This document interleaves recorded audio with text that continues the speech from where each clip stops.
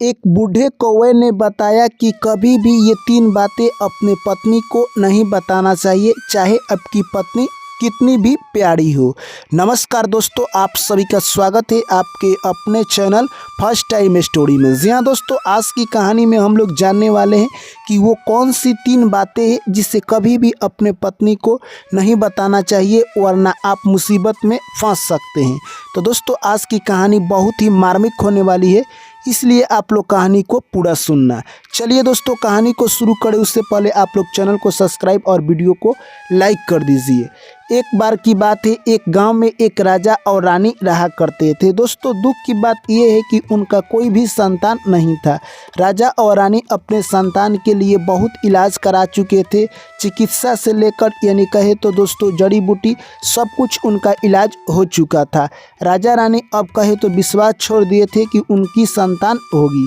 एक दिन राजा बैठकर यही सोच रहे थे कि आने वाले समय में हमारे राज्य को कौन चलाएगा। दोस्तों, उनके मन में तभी ख्याल आता है कि अब मैं क्या करूं। तभी उनके द्वार पर एक भिक्षुक आता है जो कि भिक्षा मांग रहा था। तभी रानी अंदर से आती है और कुछ चावल लेकर उस भिक्षुक को दे देती है। इस तरह से भिक्षुक रानी के मुंह पर उदासी देखकर समझ जाता है और कहता है कि हे रानी साहिबा, आप तो उदास लग रही है। रानी अपनी सारी कहानी सुना देती है। वो भिक्षुक कहता है कि ठीक है, ये चावल लीजिए, आप लोग खीर बनाकर खा लीजिएगा। तभी यह सारी जाकर दस्तान वो रानी राजा साहब से सुना देती है। तभी राजा कहते हैं कि हम लोग इतना उपाय कर लिए, इतना दान किए, उसके बाद भी हमारे घर एक संतान की प्राप्ति नहीं हुई, परंतु इस खीर बनाकर खा लेने से क्या होगा। तभी रानी कहती है कि अगर हम लोग खीर बनाकर नहीं खाते हैं तो उस महात्मा की उपहास होगा। तभी राजा कहते हैं कि ठीक है, और दोनों खीर बनाकर खा लेते हैं। इस तरह से दोस्तों कहे तो समय व्यतीत होता है और रानी ने गर्भ धारण किया और एक सुंदर से लड़के को जन्म दिया। राजा ने एक ज्योतिष को बुलाकर उस लड़के की भाग्य के बारे में जानकारी ली।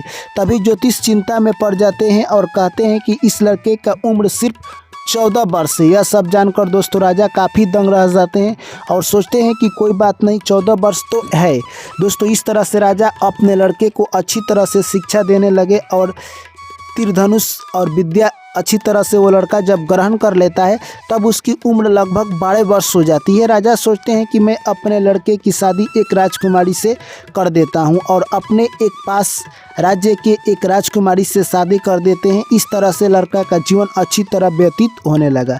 समय निकलता गया और एक दिन की बात है, वो राजकुमार उठता है और अपने पिता के पास जाता है और कहता है कि मैं अपने राज्य को देखना चाहता हूँ, क्योंकि आने वाले समय में मैं ही इस राज्य का मालिक बनूंगा। तभी उसका पिता कहते हैं कि ठीक है, तुम्हारा ही राज्य है, जाकर तुम देख लो। इस तरह से राजकुमार अब डेली रात को उठकर राज्य की भ्रमण करने के लिए जाया करता था। एक दिन उसकी पत्नी उठती है तो देखती है कि बिस्तर पर राजकुमार नहीं है। चारों तरफ महलों में देखती है, दिखाई नहीं देता है। उसके बाद वो सोच में पड़ जाती है कि हमारे पतिदेव कहाँ जाते हैं। दोस्तों, ऐसे ही समय निकलता गया और आपको बता दें दोस्तों, वो अब सूखती चली जाती है राजकुमारी। तभी एक दिन माली आती है फूल लेकर और अपने सारा कहानी उस माली से सुना देती है। तभी माली कहती है कि तुम अपने हाथ पर जख्म बना लेना और उसमें नमक मिला देना, जिससे कि तुम रात को सो नहीं पाओगी और तुम्हारे पति कहाँ जाते हैं ये तुम्हें पता चल जाएगा। दोस्तों, इस तरह से वो राजकुमारी यानी कहे तो अगले दिन वैसा ही उपाय करती है और जैसे ही उसका पति जाने वाला था उसके उठकर सामने खड़ा हो जाती है। तभी राजकुमार कहता है कि मैं तुम्हें यह बात बताना नहीं चाहता हूँ, क्योंकि अगर मैंने तुम्हारे साथ वो बात शेयर कर दिया तो तब तुम मुझे कभी के लिए नहीं देख पाओगी। यह बात सुनते ही दोस्तों वो जिद करने लगती है, कहती है वैसा कोई बात नहीं है, आपको बताना ही पड़ेगा कि आप कहाँ जाते हैं। दोस्तों, वो राजकुमार 2 मुट्ठी में चावल लिया था अपने पत्नी को देता है और कहता है कि ये पहला मुट्ठी का चावल मेरे ऊपर छिड़क दो, तब तुम्हें पता चल जाएगा कि मैं कौन हूँ और कहाँ जाता हूँ, और दूसरा मुट्ठी का चावल जब छिड़कोगी तब तुम मुझे असली रूप में पा जाओगी। इस तरह से पहले मुट्ठी के चावल जैसे ही राजकुमार के ऊपर छिड़कती है वो एक घोड़ा बन जाता है और दौड़ने लगता है। यह सब देखकर राजकुमारी आश्चर्यचकित रह जाती है और दूसरे मुट्ठी का चावल छिड़कना भूल जाती है दोस्तों, और वो घोड़ा वहाँ से काफ़ी दूर चला जाता है। यह सब जाकर खबर अपने सास ससुर को सुनाती है। वो भी दंग रह जाते हैं और अपने पुत्र की चिंता उन लोगों को सताने लगती है। कुछ दिनों तक उनकी तलाश होती है परंतु राजकुमार नहीं मिलता है। तभी राजा कहते हैं कि कोई उपाय लगाना पड़ेगा। इधर दोस्तों जो राजकुमारी थी वो अपने सास ससुर से आज्ञा लेती है और अपने पति की तलाश में स्वयं चल देती है। वो एक रास्ते पर भंडारा कराती है और उस भंडारा का शर्त रखती है जो भी व्यक्ति नया बात बताएगा उसे फ्री में खाना खिलाया जाएगा। इस तरह से देखते देखते 6 माह व्यतीत हो जाते हैं परंतु कोई ऐसी नया बात नहीं आई जिससे कि उस राजकुमार का पता चल सके। दोस्तों वो राजकुमारी काफ़ी उदास थी। उसी गांव में एक बूढ़ी माँ रहा करती थी जो कि अपने नाती को पालन पोषण करती थी। एक दिन वो मार्केट चली जाती है कुछ सामान लेने के लिए। तभी उसके बेटे और पतोह घर पर आ जाते हैं और बच्चे को देखते हैं कि रो रहा है। तभी अपनी माँ को घर से निकाल देते हैं। वो बूढ़ी औरत दोस्तों कहे तो समय की मारी हुई थी। अब वो जंगल की तरफ चल देती है। जंगल में इतना रात्रि हो गया था कि वो सोचती है कि मैं घर जाऊं कि दूसरे गांव में जाऊं। तभी जाती है तो देखती है कि उसके सामने से एक गाय माता जा रही थी। गाय माता के पीछे पीछे चल देती है। वो गाय माता जाती है और एक जंगल में एक बहुत बड़ा पत्थर था, उस पत्थर को सींग से हटा देती है और देखती है पाताल लोक में सीढ़ी लगा हुआ है जाने के लिए। गाय माता जाने लगती है। उसके बाद बूढ़ी माँ गाय के पूंछ पकड़कर वो भी पाताल लोक में चली जाती है। जैसे ही गाय जाती है वहाँ पर उसके लोग कुछ लोग आकर दूध निकालने लगते हैं। यह सब देखकर बूढ़ी माता दंग रह जाती है और वहाँ पर एक राजकुमार आता है जो कि एक नदी में छलांग लगाता है तो वो घोड़ा हो जाता है और पुनः दूसरी नदी में छलांग लगाता है तो राजकुमार बन जाता है और जाकर एक बिस्तर पर बैठ जाता है। उसके लिए कुछ परियां आती है और खाना लेकर आती है। राजकुमार खाना खाता है और वहीं पर एक बूढ़ा कौवा था। उससे राजकुमार पूछता है कि हमारे माता पिता कैसे हैं। तभी वो कौवा बोलता है कि आपके माता पिता आपके चिंता में खोए हुए हैं। तभी वो राजकुमार बोलता है कि हमारा राज्य कौन चला रहा है। उसके बाद कौवा कहता है कि आपका राज आपके मंत्री चला रहे हैं। इस तरह से दोस्तों सुबह हो जाता है और गाय पुनः धरती पर आने वाली थी। फिर से बूढ़ी माँ गाय के पूंछ पकड़कर धरती पर आ जाती है। इस तरह से बूढ़ी माँ को यह चिंता सताने लगी कि इस बात को मैं किसके साथ शेयर करूं। तभी उसको ध्यान आता है कि एक औरत है जो कि खाना बनाकर सभी को खिलाती है। उसी के पास जाकर इस बात को शेयर कर देती है। राजकुमारी को जैसे ही यह बात पता चलता है दोस्तों उस बूढ़ी माँ के साथ वहीं पर जाकर वो लोग बैठे होते हैं। शाम होते ही पुनः गाय आती है और पत्थर को हटाकर फिर से पाताल लोक जा रही थी। तभी दोनों ने पूंछ पकड़कर पाताल लोक चली गई। जैसे ही दोस्तों राजकुमारी वहाँ पर जाती है और अपने पति को देखती है दंग रह जाती है और जाकर अपने पति के सामने रोने लगती है। तभी उसका राजकुमार कहता है कि तुमने तो एक बार गलती कर मुझे खो दिया है। अगर इस बार तुमने मुझे स्पर्श किया तो जिंदगी भर के लिए खो दोगी। इस तरह से राजकुमारी कहती है कि अब मुझे क्या करना होगा। तभी राजकुमार कहता है कि यहाँ से तुम बाहर जाओ और जंगल में देखना कुछ ऐसी जगह है जहाँ पर बहुत सारे जानवर बैठते हैं, उसकी तुम साफ सफाई करना।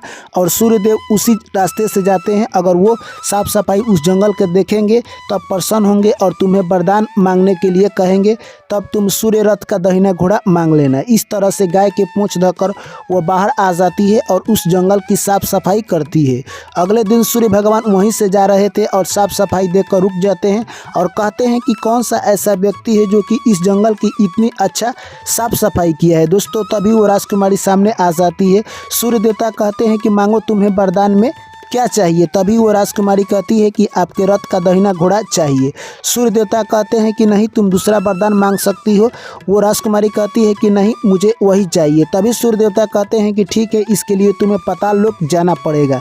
राजकुमारी कहती है कि इसके लिए मैं कहीं भी जा सकती हूँ। दोस्तों अगले दिन गाय का पूंछ धोकर वो बूढ़ी माँ और फिर से राजकुमारी पाताल लोक चले जाते हैं और उस राजकुमार से कहे तो दोस्तों उस राजकुमारी का मिलन हो जाता है। और इस बार एक थाली नहीं 2 थाली आता है। राजकुमार फिर उस नदी में नहाता है, घोड़ा बन जाता है, फिर स्नान करता है, राजकुमार बन जाता है और दोनों खाना खाते हैं। उसके बाद कौवा से वो राजकुमार पूछता है कि बताओ हमारा राज्य कौन चला रहा है। तभी वो कौवा कहता है कि आपका राज्य मंत्री चला रहा है और वो हड़प लिया है सारा राज। इस तरह से राजकुमार काफ़ी दुखी होते हैं दोस्तों। उसके बाद कौवा कहता है कि ये 3 बात है जो कि अपने पत्नी को कभी नहीं बताना चाहिए। यानी पहला बात जो कि गुप्त बात होता है कभी भी अपने पत्नी को नहीं बताना चाहिए। और दूसरी बात जिस बात का जिक्र करने से आपके बीच आपके परिवार में दरार फैलता है, यानी कहे तो आपसी संबंध खराब होता है, ऐसी बात का जिक्र कभी भी अपने पत्नी से नहीं करना चाहिए। और तीसरी बात, ऐसी बात का जिक्र कभी भी अपने पत्नी से नहीं करना चाहिए जिससे कि आपके समाज में आपका सर नीचे हो जाए। इन 3 बातों को तुम राजकुमार ध्यान रखना। दोस्तों, राजकुमार कौआ महाराज को प्रणाम करता है और वहाँ से फिर गाय के पूंछ पकड़कर राजकुमारी बूढ़ी माँ और राजकुमार तीनों बाहर आ जाते हैं। सीधे वो अपने राज दरबार में जाता है तो देखता है कि उसके बूढ़े माता पिता उसके इंतजार कर रहे हैं। दोस्तों, वो जैसे ही अपने राज दरबार में जाता है सबसे पहले मंत्री को कारावास में डाल देता है और उसके माता पिता काफ़ी खुश होते हैं और फिर से वो पुनः अपना राजपाट चलाने लगता है। तो दोस्तों, ये कहानी यहीं पर समाप्त होती है। मैं आशा करता हूँ दोस्तों कि ये कहानी आप लोगों को पसंद आई होगी। वीडियो अच्छी लगी है मेरे दोस्तों, वीडियो को लाइक करें, दोस्तों के साथ शेयर करें और चैनल को जरूर सब्सक्राइब करें। चलिए दोस्तों, आप लोगों से पुनः मुलाकात होगी एक नई वीडियो में। तब तक आप लोग मुझे दीजिए इजाज़त। सभी साथियों को मेरा प्यार भरा नमस्कार। जय श्री कृष्ण। राधे राधे।